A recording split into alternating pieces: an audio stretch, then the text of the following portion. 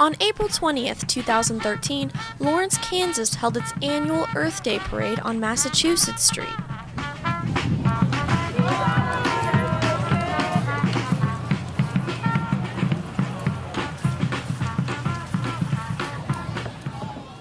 The parade aims to educate community members to make Douglas County a more sustainable place to live. Being sustainable is very easy. There are a lot of things you can do personally at home, when you're driving, at school, like carrying a reusable water bottle is a big one, turning off the lights when you leave the room, not letting water run, taking shorter showers, buying organic and local is a big step that you can take just to reduce your carbon footprint a little bit, riding your bike, walking to campus. It's so easy, just little things that you can do to help out that actually make a big difference in the long run.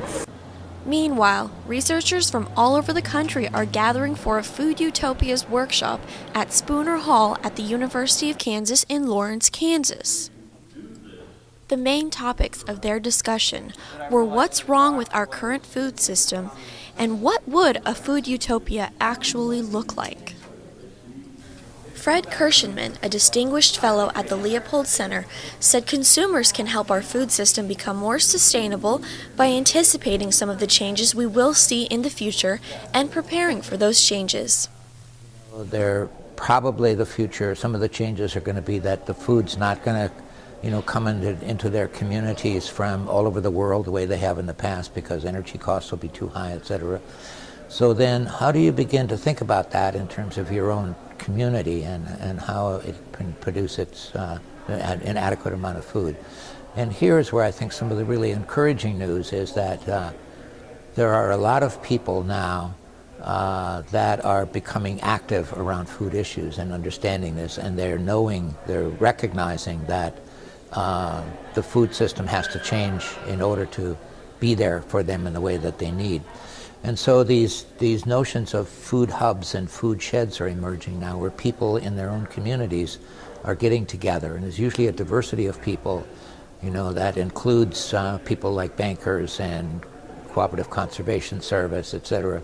And they're starting to talk about, what can we do to make sure that we have an adequate amount of food, in our own community, and then beginning to do that. And there are, like for example, the community of Fresno, California now has made a decision to be a prototype for one of these food shed concepts, and so they're working with a group of people to actually make that happen. Same thing's also happening in Atlanta, Georgia, and there's beginnings of it in the Hawthorne Valley in New York, outside of New York City. So I think you're going to see these emerge as models, which then other people can see, yeah, we could do that in our own community as well. And so I think it's not local in the sense of we're going to produce all our own food, within 50 miles of where we live, but it's local in the sense of, let's think together, work together, and design what's appropriate to our community to secure our food system. The workshop also included an open forum where community members and researchers could share their personal stories about anything that pertained to food.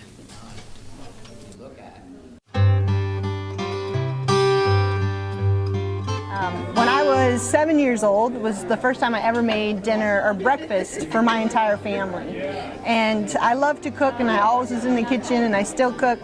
And I had my mom's from scratch recipe. There was nothing in a box at our house. Anything that you wanted to make had to be made from scratch. And so I had my mom's recipe for pancakes. And of course we were using whole wheat flour. And so there was all of these flours and all of these ingredients, and I went through, and I came to the salt, and it said 1/4 cup. And so I dutifully put 1/4 cup of salt into the batter. And then I mixed it up, and then I turned the frying pan on, and I made these very cute silver dollar pancakes. I made probably 100 of them for my family. And then they all came down to eat breakfast, and we took one bite, and they tasted like a salt lick. Because of course it was 1/4 teaspoon of salt and not 1/4 cup of salt. My mother was a strange cooker. She used to go out to meetings or whatever it was she was doing politically. I think it was Peace and Freedom someplace back there. That was her particular interest. and she would come home and she would take an onion and she would throw it in a frying pan, so when we got home everything smelled good, but nothing was really cooking. And then she'd put up everything, and whenever it got done, she served it. So we ate our meal in the very strangest sequence. Whatever cooked the fastest was what we ate first. But this is the time of year that one finds morels, and reflecting on the conference, and one of the things I want to say is that for me this was a very difficult conference to come to because I was gone last weekend, and this weekend I was hoping to do some gardening and hunt mushrooms.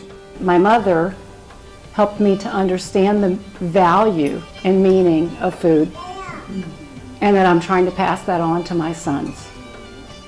And at the conference today, in several of our conversations, we talked about the importance of talking about what success is and what progress is and how to measure progress, but we also talked about qualitative issues like quality of life, ethics, what's right, what's not right.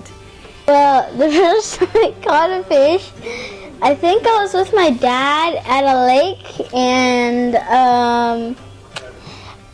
I think I was fishing with my fishing pole, which my dad got for me, and then I was reeling in, and then I sort of got a pole, and then my dad said I probably got a fish, and then I reeled in and then I got a fish. With mushrooms, it's like it's magic, Today could have been the day, right? And I wanted to take this opportunity to thank everybody for letting me join in on their great idea gathering, because it's given me a lot of insight and courage to further the personal teachings that I have in mind to help local citizens grow their own food. 3 meals out of the day, we would go out, 2 people would be assigned each day to go just walk out the front door of the farm center and down into the garden and harvest what was needed to produce incredible meals 3 times a day, right out your front door, and you eat looking where your food came from, and there's no question how it was produced because you did it and you learned how to do it. Now that my mother is gone, and I still have 2 sons, what I've tried to explain to them is that there is something really valuable about how we produce our food, how we share it, how we take care of the remains.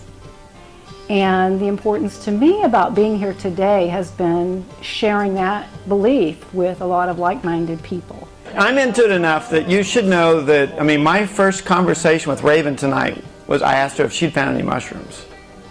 And so on my first trip when I was 19 to the West, it just blew me away. For me, it was the ultimate sign of freedom. This was in Amsterdam, that you could walk on the street, there was a little wall, a little window in a wall, and you could get amazing French fries with mayonnaise. And I thought, wow, this is the West. I can eat French fries without having to work for it. I can have French fries without having to eat meat with it.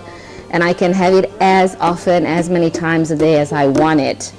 So I really wanted that kind of food. For me, that was my food utopia. Sometimes when I talk about food, to convey to students the importance of food beyond just nutrition is to convey how it plays into our cultural reproduction. And I like to give the personal example of how I am Czechoslovakian, Czech, and Irish. And I really have no attachment to my Irish ancestry. I'm very deeply connected to my Czechoslovakian ancestry, and the reason why that is has everything to do with food. And that is to say, when I grew up, I grew up eating rollikis, kolaches. I grew up eating a lot of Czechoslovakian food.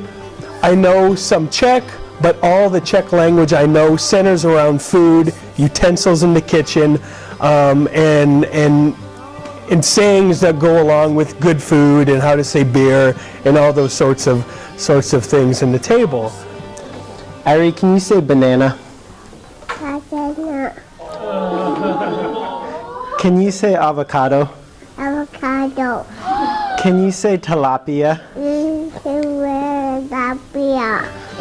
But as good friends do, I will tell you where I find morel mushrooms.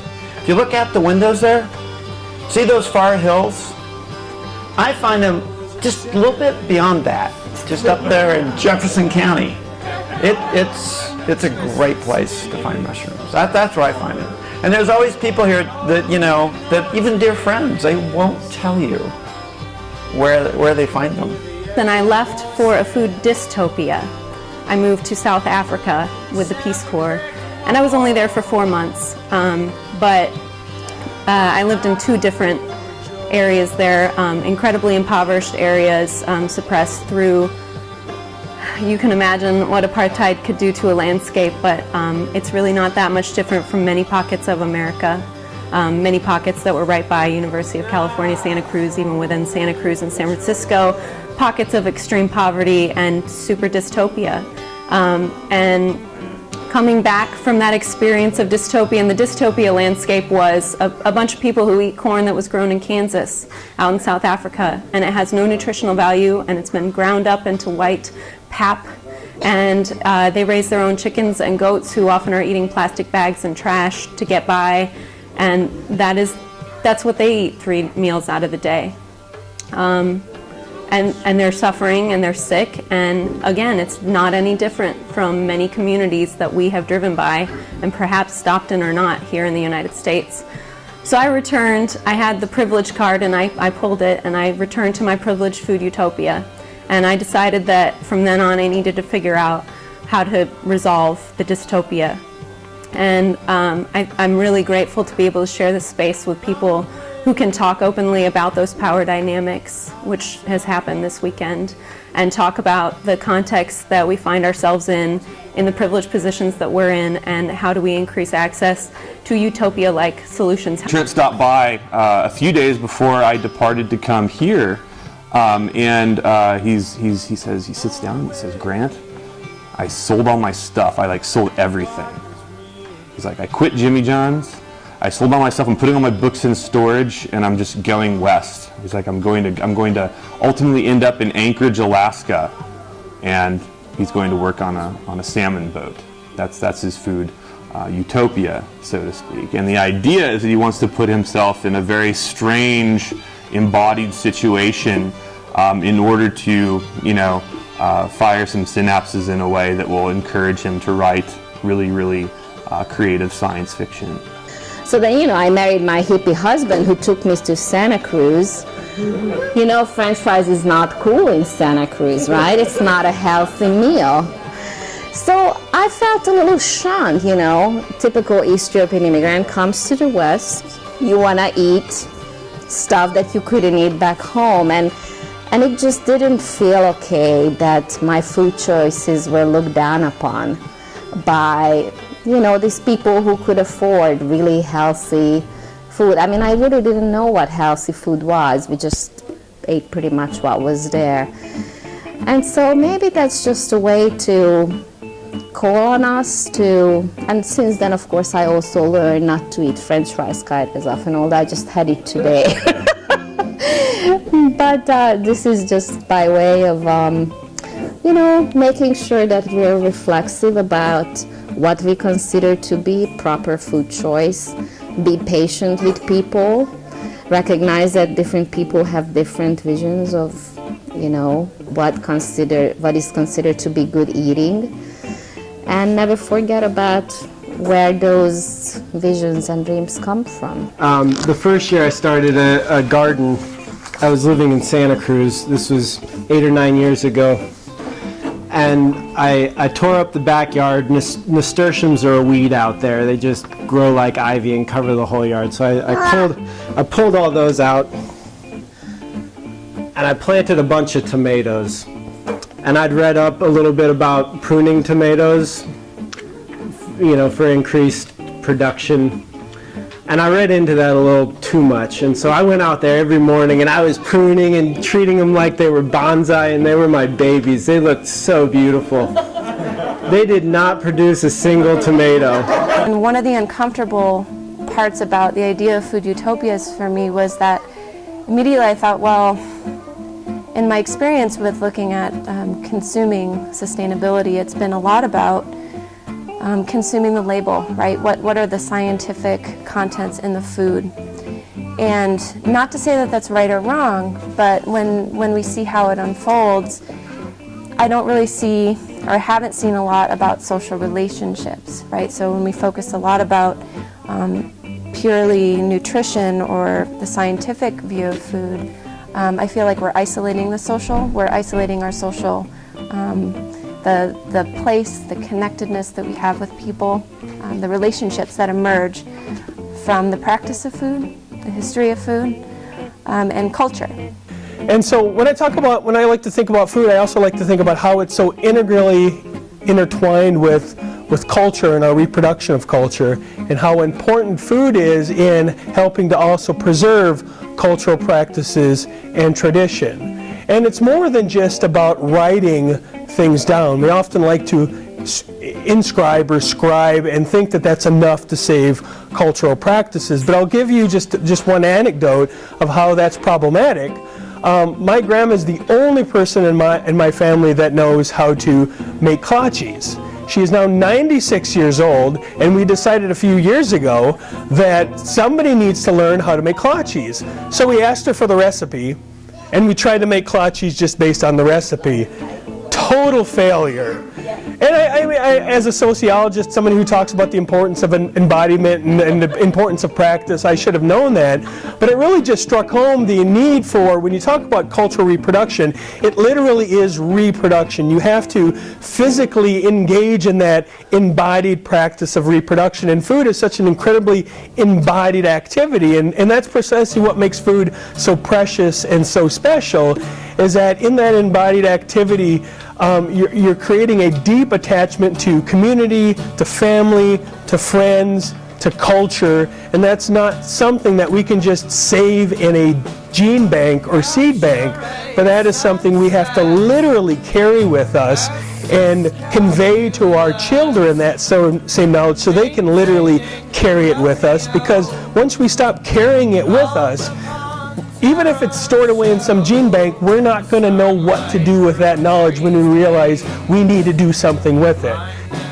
It's taken a lot of that research and book learning and classroom time and professors and fancy degrees to have me remember my own food history. And one of the more important people in my life was my grandmother, my maternal grandmother, who I lost in 2002, suddenly, very suddenly, and it was heartbreaking.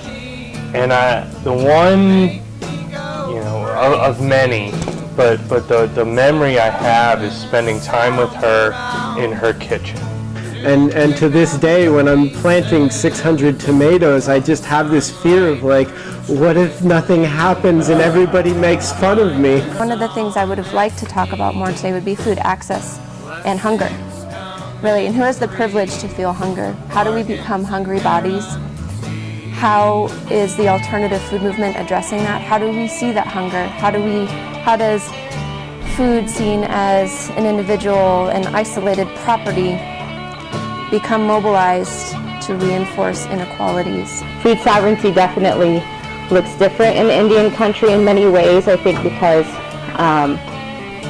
the U.S. is a developed country and that context is different, and even in Indian country it's different.